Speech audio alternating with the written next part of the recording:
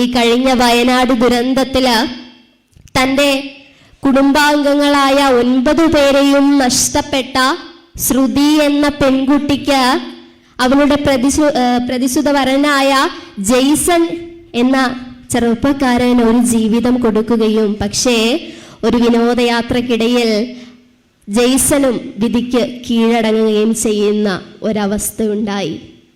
അത് പത്രങ്ങളിലും സമൂഹ മാധ്യമങ്ങളിലും വന്നപ്പോൾ ഈ ലോകമൊന്നാകെ ചോദിച്ചു, ദൈവം ഇത്ര ക്രൂരനാണോ, ദൈവമുണ്ടോ എന്ന്. അപ്പോഴാണ് സ്വാമി നമുക്ക് എഴുതി തന്ന പിണ്ഡ നന്ദിയുടെ സമകാലിക പ്രസക്തി നാം തിരിച്ചറിയുന്നത്. സ്വാമി ആദ്യത്തെ പദ്യത്തിൽ തന്നെ നമ്മളോട് പറഞ്ഞു തരികയാണ്, ഗർഭത്തിൽ വച്ചു ഭഗവാൻ അടിയന്റെ പിണ്ഡം എപ്പേരുമൻപൊടു വളർത്ത കൃപാലുവല്ലി, കൽപ്പിച്ച പോലെ വരുമെന്നു നിനച്ചു കണ്ടിട്ട് അർപ്പിച്ചിടുന്നടിയനൊക്കെയുമങ്ങു ശംഭോ. ഗർഭത്തിലേക്ക് വെച്ചു. എന്ത്? അടിയന്റെ പിണ്ഡം എന്നാണ് പറയുന്നത്, അല്ലാതെ എൻ്റെ ശരീരം നല്ല സ്വാമി പിണ്ഡനന്ദിയില് പറഞ്ഞത്. അടിയന്റെ ഈ എളിമയുള്ളവന്റെ പിണ്ഡം. അച്ഛനിൽ സ്പെർമാറ്റോജനസിസ് എന്ന പ്രക്രിയയും അമ്മയിൽ ഊജനസിസ് എന്ന പ്രക്രിയയും നടന്നുണ്ടായ അണ്ഡത്തെയും ബീജത്തെയും കൂട്ടിക്കലർത്തി ആ പിണ്ഡത്തെ അമ്മയുടെ ഗർഭപാത്രത്തിലേക്ക് വെച്ചു. എന്നിട്ട് അതുവഴി അങ്ങ് പോയില്ല. എപ്പേരും അൻപൊടു വളർത്ത കൃപാലുവല്ലി. ആ 9 മാസവും എന്തു ചെയ്തു?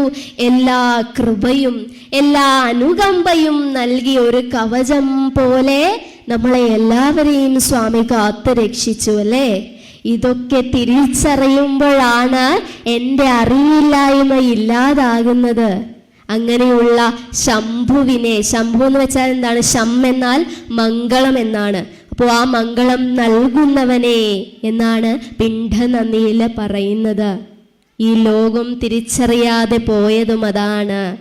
സ്വാമി തൃപാദങ്ങൾ എഴുതി തന്ന 64 പരം കൃതികൾ നമുക്ക് ലഭ്യമാണ്. പക്ഷേ അതൊന്നും വായിച്ചു നോക്കാനായിട്ട് നമുക്ക് സമയമില്ല. പകരം നമ്മൾ പാടും. എന്ത്? നരനായിങ്ങനെ ജനിച്ചു ഭൂമിയിൽ നരകവാരിധി നടുവിൽ ഞാൻ, നരകത്തിൽ നിന്നും കരകേറ്റിയിടണേ. എന്നിട്ട് വിളിക്കും ആരെ? തിരുവൈക്കം വാഴും ശിവശംഭോ. ഈ നരകത്തിൽ പിറന്നിട്ട് എന്നെ ഒന്ന് കരകേറ്റി തരണേ എന്നും പറഞ്ഞ് അങ്ങ് വൈക്കത്തിരിക്കുന്ന വൈക്കത്തപ്പനെ വിളിക്കുകയാണല്ലേ. അന്ന് 30-ാം വയസ്സില് സമാധി പ്രാപിച്ചപ്പോ സ്വാമിക്ക് അവിടെ ഇരിക്കാമായിരുന്നു. പക്ഷേ സ്വാമി താഴേക്ക് നോക്കിയപ്പോ കണ്ടൊരു കാഴ്ചയുണ്ട്. അത് ഭഗവാൻ സുബ്രഹ്മണ്യ കീർത്തനത്തിലെ 12-ാം ശ്ലോകത്തിൽ നമുക്ക് പറഞ്ഞു തരുന്നുണ്ട്. എന്ത്? സ്പഷ്ടം നിലാവങ്ങു നീങ്ങി ദിനകരനുദയം ചെയ്തു, ചന്ദ്രൻ മറഞ്ഞു, തട്ടി തട്ടി പെരുക്കി പെരുവെളി അതിലാക്കിയിടുവാൻ പിന്നെയാട്ടെ, കഷ്ടം ദീനം പിടിച്ചും മതിരയതു കുടിച്ചും കിടക്കുന്ന ലോകർക്ക് ഉത്തിഷ്ടോത്തിഷ്ട ശീഘ്രം നദിയിൽ മുഴുകുവാൻ കാലമായി വന്നതിപ്പോൾ. എന്താണ് പറയുന്നത്? എല്ലാം സ്പഷ്ടമായിരിക്കുന്നു. നിലാവെളിച്ചത്തിലൂടെ ഈ ഭൂമിയെ ദർശിക്കുമ്പോൾ ഉണ്ടാകുന്ന ആ ഒരു മങ്ങല് അതില്ലാതായിരിക്കുന്നു. കാര്യങ്ങൾ കൂടുതൽ സ്പഷ്ടമാക്കി തരുന്നതിന് ജ്ഞാനസൂര്യൻ ഉദയം ചെയ്തിരിക്കുകയാണ്. അരണ്ട വെളിച്ചം നൽകുന്ന ആ ചന്ദ്രനെ ആണെങ്കിലോ കാണാനുമില്ല. ഇത്തരത്തിലുള്ള തത്വങ്ങൾ മനസ്സിലാക്കുമ്പോൾ ഞാൻ ഈ പ്രകൃതിയിലുള്ളതിനെ ഒക്കെയും എന്നിൽ നിന്ന് അന്യമായി കാണുന്നില്ല. മറിച്ച് എന്താണ് സ്വാമി പറയുന്നത്? നമ്മളാണെങ്കിൽ പറഞ്ഞേനെ എനിക്ക് ആത്മസാക്ഷാത്കാരം നേടിയെന്ന്, അല്ലെങ്കിൽ ഞാൻ ആത്മസാക്ഷാത്കാരം നേടിയെന്ന്. അവിടെയാണ് നമ്മളും സ്വാമിയും തമ്മിലുള്ള ആ വ്യത്യാസം. സ്വാമിക്ക് ഈ പറയുന്ന ഞാൻ എന്നതും എനിക്ക് എന്നതും ഒന്നുമില്ലായിരുന്നു. നമ്മൾ ഇന്ന് പറയുന്ന ഈ ഞാനിൻ്റെയും എൻ്റെയുടെയും ഒക്കെ പേരാണ് അഹങ്കാരം എന്നത്. എല്ലാം എൻ്റെ ആണെന്നാണ് പറയുന്നത്. പക്ഷേ ഇന്ന് എൻ്റെ ആണെന്ന് നെഞ്ചത്ത് കൈവച്ച് പറയുമ്പോ ഈ പറയുന്ന ശരീരം പോലും കേവലം ഒരു വാടക വീടാണെന്ന് നമ്മൾ തിരിച്ചറിയുന്നില്ല. ഇതെല്ലാം കഴിഞ്ഞ് നമ്മൾ മരിക്കുമ്പോ ഈ ശരീരവുമായിട്ടല്ല പോകുന്നത്, മറിച്ച് അന്ന് ഈ ആത്മസ്വരൂപം നമ്മുടെ ഉള്ളിലുള്ള ആ ചൈതന്യം മാത്രമേ ഉള്ളൂ. എല്ലാവരും പറയുന്ന കാര്യങ്ങളാണ്, എനിക്ക് പൈസയുള്ള ആർത്തിയൊന്നുമില്ല, അല്ലെങ്കിൽ എനിക്ക് ഒരു തരത്തിലുമുള്ള അഹങ്കാരമില്ല. പക്ഷേ മനുഷ്യനായി പിറന്ന ഏതൊരുവനുമുള്ള സ്വഭാവമാണ് എന്തെന്ന് പറയുന്നത്, അഹങ്കാരം എന്ന് പറയുന്നത്. ഇത്രയേറെ അനുകമ്പ മൂർത്തിയായ പരവിജ്ഞാനം നേടിയ, അതുപോലെ അഹങ്കാരം തൊട്ട് തീണ്ടിയിട്ടില്ലാത്ത ഒരു മഹാപുരുഷൻ വേറെ ഉണ്ടോ എന്ന് സ്വാമിയുടെ ചിന്നസ്വാമി നമ്മളോട് ചോദിച്ചു. എന്നിട്ട് പറഞ്ഞു, അങ്ങനെ ആരെ നിങ്ങൾക്ക് കാണുവാൻ സാധിക്കില്ല. മഹാകവിക്കറിയാമായിരുന്നു വർഷങ്ങൾക്കിപ്പുറം നമ്മളിങ്ങനെ ഞാൻ അതുപോലെയാണെന്ന് പറയുമെന്ന്. അതുകൊണ്ട് വളരെ വ്യക്തമായി ഗുരുസ്തവത്തിൽ പറഞ്ഞു തന്നു, നിങ്ങൾ ഇനി അതൊന്നും ആലോചിച്ച് ബുദ്ധിമുട്ടണ്ട, അങ്ങനെ എൻ്റെ സ്വാമിയെ പോലെ ഈ ലോകത്ത് വേറെ ആരുമില്ല എന്ന്. അത്രയേറെ ഭഗവാനെ കുമാരനാശാൻ മനസ്സിലാക്കിയിരുന്നു.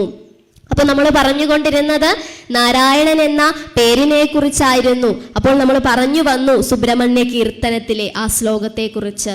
ഗുരു പറയുകയാണ്, എൻ്റെ സഹോദരന്മാരിതാ എന്നെ പോലെ ഈ ജ്ഞാനസൂര്യനിൽ ഉദയം കൊണ്ടിട്ട് രാവിലെ എഴുന്നേൽക്കുവാനായിട്ട്, അങ്ങനെയുള്ള ഒരു തേജസ്സിലേക്ക് വരുവാനായിട്ട് മടുപിടിച്ചതാ കിടക്കുന്നു. അതിന് കാരണം എന്താ പറയുന്നത്, രോഗം ബാധിച്ചോ മദ്യം കുടിച്ചോ കിടക്കുന്നു എന്നാണ് സ്വാമി പറയുന്നത്. എന്നിട്ട് സ്വാമി പറയുകയാണ്, എന്തൊരു കഷ്ടം, എന്തൊരു കഷ്ടം. ഒന്ന് ആലോചിച്ച് നോക്ക്, സ്വാമി എത്ര കരുണയോടെയാണ് നമ്മളോട് പറയുന്നതെന്ന് ശ്രദ്ധിക്കുക, എന്തൊരു കഷ്ടമെന്ന്. എന്നിട്ട് നമ്മളോട് പറയുകയാണ്, ഉണരുക, ഉണർന്ന നദിയിൽ മുങ്ങിക്കുളിച്ച ആ ഈശ്വര ചൈതന്യത്തെ പ്രാപിക്കുവാനുള്ള സമയമായി എന്ന്. എന്നിട്ടും നമ്മളിപ്പോഴും ആദ്യം പറഞ്ഞതുപോലെ തന്നെ ആ മിന്നാമിനുങ്ങുകളുടെ ഒക്കെ പുറകെ പോയിക്കൊണ്ടിരിക്കുകയാണ്. സ്വാമി എന്തൊക്കെ സ്പർശിച്ചിട്ടുണ്ടോ അതിൻ്റെയൊക്കെ യഥാർത്ഥ മൂല്യം വെളിവായത് ആ സ്പർശനത്തിന് ശേഷമായിരുന്നു. ഉദാഹരണം പറയാനാണെങ്കിൽ സ്വാമിയുടെ നക്ഷത്രം ഏതാണ് നമുക്കറിയാം, ചതയമാണെന്നല്ലേ. നമുക്ക് 27 നക്ഷത്രങ്ങളുണ്ട്. ഇതിൽ ഈ ചതയത്തിന് എന്തെങ്കിലും പ്രത്യേകത ഉണ്ടോ എന്ന് ചോദിച്ചാൽ നമ്മൾ പറയും സ്വാമിയുടെ നക്ഷത്രമാണ് ചതയം, അതാണ് പ്രത്യേകതയെന്ന്. എന്നാൽ ഇത് തൊട്ട് നമ്മൾ പഠിച്ചു വെക്കേണ്ട കുറച്ച് കാര്യങ്ങളുണ്ട്. ഈ ചതയം എന്നത് ശതഭിഷക് എന്നാണ് ചതയത്തിന് പറഞ്ഞുകൊണ്ടിരുന്നത്. അത് ഗ്രാമീണ ഭാഷയിലേക്ക് വന്നപ്പോഴാണ് ഈ ശതഭിഷക് എന്നുള്ളത് ചതയമായി മാറിയത്. ശതം എന്ന വാക്കിന്റെ അർത്ഥം 100 എന്നാണ്. എന്നാൽ ഭിഷക് എന്ന വാക്കിന്റെ അർത്ഥം നമുക്ക് എല്ലാ തരത്തിലുമുള്ള ന്യൂനതകളെ ഇല്ലായ്മ ചെയ്യുവാൻ ശേഷിയുള്ളയാൾ എന്നാണ്. അതായത് മനുഷ്യന്റെ എല്ലാ വിധത്തിലുമുള്ള ബുദ്ധിമുട്ടുകളെ ഇല്ലാതെയാക്കുവാൻ ശേഷിയുള്ളവരാണ് ആര്, ചതയം നക്ഷത്രത്തിൽ ജനിക്കുന്നത്. ഇത് കേൾക്കുമ്പോ ഇവിടെ ഇരിക്കുന്ന ചതയം നക്ഷത്രക്കാർ വിചാരിക്കുന്നുണ്ടാവും അല്ലേ, എനിക്ക് ഇത്രയൊക്കെ പ്രത്യേകത ഉണ്ടായിരുന്നു എന്ന്. പക്ഷേ അത് സ്വാമിയുടെ കാര്യമാണ് ഞാൻ പറഞ്ഞത്. അതിന് ഭഗവാനേക്കാൾ ചതയം നക്ഷത്രം യോജിക്കുന്ന മറ്റൊരു വ്യക്തിയില്ല. പിന്നീട് നാരായണനിലേക്ക് നമ്മൾ തിരിച്ചു വരുമ്പോ നാരായണൻ എന്ന പേരിന്റെ അർത്ഥം നോക്കുമ്പോ നരനെ ലക്ഷീകരിച്ച് നടക്കുന്നവനാണ് നാരായണൻ, അഥവാ നരന്റെ ഇടയിലൂടെ നടക്കുന്നവനാണ്. സ്വാമി അങ്ങ് മരുത്വാമലയിൽ ഇരുന്നിട്ട് നമ്മളോട് ആജ്ഞ ചെയ്യുകയായിരുന്നില്ല, മറിച്ച് നമുക്കിടയിലേക്ക് ഇറങ്ങി വന്ന് നമ്മളിൽ ഒരുവനായി എങ്ങനെ ഒരു മനുഷ്യ ജീവിതം ജീവിക്കണമെന്ന് സ്വാമി നമുക്ക് കാണിച്ചു തരികയായിരുന്നു. പിന്നീട് 64 പരം കൃതികൾ എഴുതി തന്നിട്ട് എന്താണ് ആ ആത്മചൈതന്യം എന്ന് പഠിപ്പിച്ചു തന്നില്ലേ നമ്മളോട്. ഭഗവാൻ ശിവശതകത്തില് ആദ്യത്തെ പദ്യത്തിൽ പറയുന്ന കാര്യമുണ്ട്.